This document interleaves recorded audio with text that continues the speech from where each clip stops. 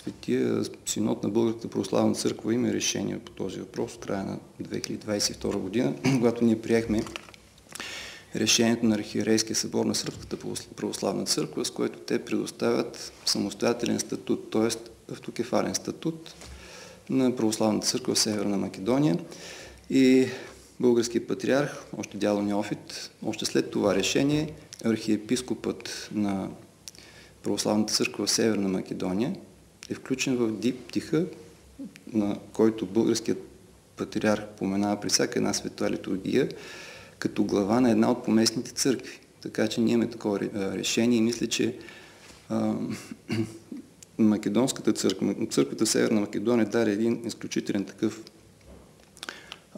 ценен урок.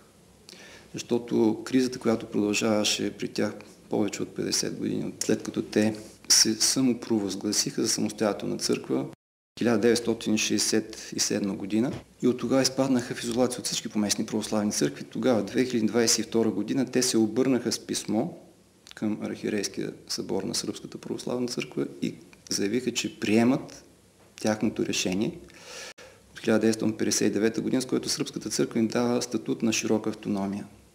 Приеха това и след това Сръбската православна църква им предостави автокефален статут и в момента те са една самостоятелна църква. Ние сме признали това, в общение сме, техни архиереи идват, ние отиваме, служим заедно. Това е църковният начин да се реши един проблем, да признаем грешката си, да поискаме прошка.